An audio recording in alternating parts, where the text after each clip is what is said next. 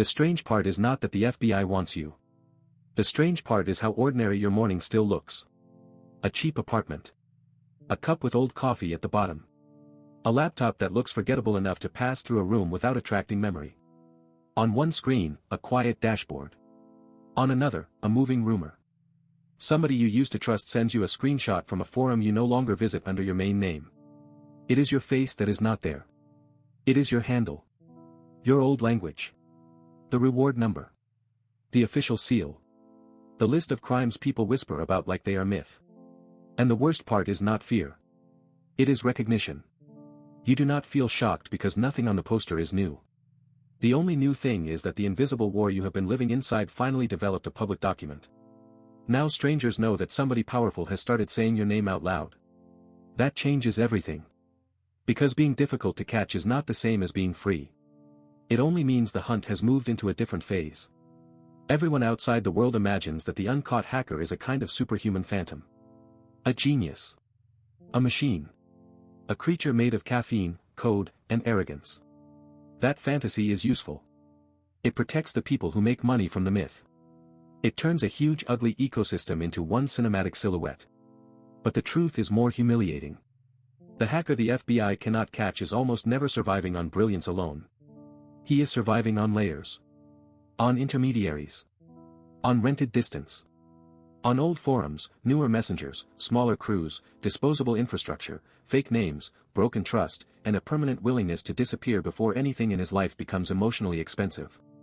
That does not make him a wizard. It makes him a man who has trained himself to live with no stable center. And that is what the outside world never understands.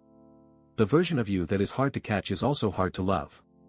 The skill set that keeps investigators away also keeps normal life away. The myth is not that you are invisible. The myth is that invisibility still feels like power after long enough. Every person in your world is carrying two versions of themselves. The one that speaks to you. And the one that speaks about you somewhere else. A vendor is also a potential witness.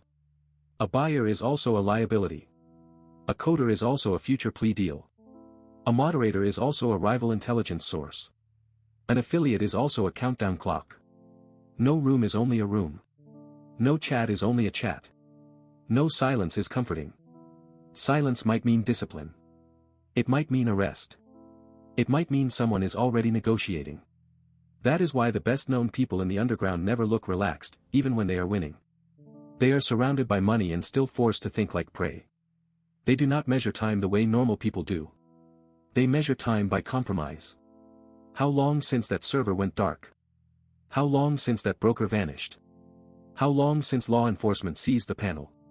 How long since a teammate started replying more carefully than usual? How long since a stranger arrived already knowing too much? The emotional cost of this life is not simple fear. It is recursive suspicion. You cannot rest because every relationship contains an invisible second room where you are being assessed for value. People think the job is about intrusion. That is because the public only notices the explosion. But the explosion is usually the least interesting part. What matters is control after the breach. Who decides what gets sold? Who decides what gets encrypted? Who decides whether data becomes ransom, extortion, leverage, denial, access, or theater? The most dangerous people in the ecosystem are often not the loudest. They are the ones who know how to convert chaos into process. That is the point where hacking stops looking like rebellion and starts looking like logistics. You are not a lone outlaw typing furiously against the state. You are sitting inside a machine with accountants, brokers, coders, negotiators, affiliates, mules, market admins, and men who never touch a keyboard but still control the final decision. And once you understand that, the FBI poster changes meaning. It is no longer a story about one brilliant fugitive. It is a public sign that one part of a larger machine has become visible enough to brand. You are not just being hunted because you broke into the wrong place. You are being hunted because a system that was making money quietly started embarrassing people who are allowed to use flags and podiums. That is when the state becomes emotionally invested. There is a sentence people like to repeat in your world because it sounds invincible. They cannot catch me. What it really means is much smaller. They have not caught me yet. That word matters. Yet. Because the hunt does not only move through warrants and raids. It moves through patience. Time zones. Financial mistakes. Travel habits. Former partners. Girlfriends who heard too much. Co-workers who developed a gambling problem. Wallet movements that looked clever in one jurisdiction and stupid in another. Phones that stayed clean until one exhausted night when you needed convenience more than discipline. The reason major cyber investigations keep stretching over years is not that the target stays perfect.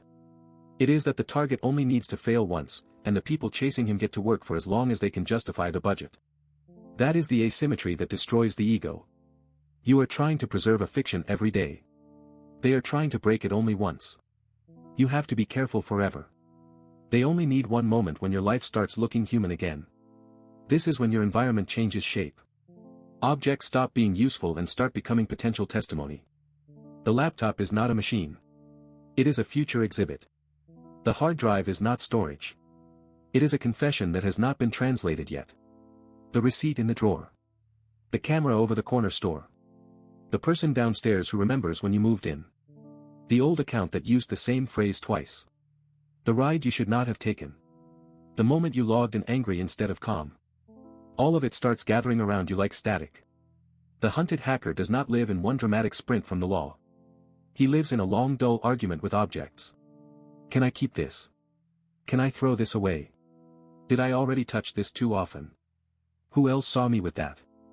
Who knows I know this person? Who will remember this room after I leave it? That is what the audience never gets from the outside. The uncaught life is mostly administration with a pulse problem. Your heart is racing while you do things that would bore a normal person to death. Delete. Move. Wait. Travel. Delay. Invent another excuse. Become harder to remember. Once your name becomes public, the threat is no longer only federal. It becomes social. Some people start admiring you more. Those people are dangerous. They want proximity. They want reflected legend. They want to say they knew you when the whole thing was still hot. Other people start drifting away. Those people are dangerous too. They are calculating contagion. They are deciding whether staying near your shadow still pays enough. And then there is the third group. The practical people. They stop asking if you are talented and start asking if you are expensive. Can you still move money? Can you still broker access? Can you still negotiate? Can you still stay available without dragging heat into the room? That is when you learn the darkest rule in the entire ecosystem. Nobody loves the ghost. They love the ghost only while the ghost remains useful. Reputation is not safety. Reputation is just another currency that collapses when pressure hits. The story always sounds external until it becomes internal. At first the enemy is the FBI. Then the enemy is the forum informant. Then the enemy is the partner who might fold. Then the enemy is the investigator sitting behind the slow case file. But if you stay in the role long enough, the real enemy becomes erosion. You begin to lose the ability to distinguish caution from paranoia. Every knock sounds deliberate. Every delay sounds meaningful. Every silence becomes narrative. You start seeing patterns in ordinary life because the life you built trained you to treat randomness as camouflage. And here is the brutal part. Sometimes you are right. Sometimes the knock is wrong. Sometimes the delay means someone was taken. Sometimes the quiet room in the back of a restaurant really does mean the table was chosen for a reason. That is why this life destroys people. Not because everything is a trap. Because enough things are traps that your nervous system never fully earns the right to relax. The FBI does not have to arrest you to start owning your sleep. Most stories about uncaught hackers are built around the idea of permanent escape. That is because audiences love the fantasy that a clever enough outlaw can keep humiliating the system forever. Real life is uglier. The endings are usually smaller. An arrest in transit. A border mistake. A partner who traded mythology for a lighter sentence. A hidden file that stopped being hidden. A money path that finally stayed still long enough to get studied. Or the slow worst ending of all. You do not get caught today, tomorrow, or next month. You simply become somebody whose whole emotional architecture was redesigned around not being found. The man survives. The nervous system does not. And that is the truth inside the title. If you are the hacker the FBI cannot catch, you are not standing above the system. You are trapped in a race where every year you remain uncaught also means every year your life becomes less livable, less trustable, less ordinary, and less yours. The poster makes you look like a legend. The daily routine makes you feel like evidence that has not been collected yet.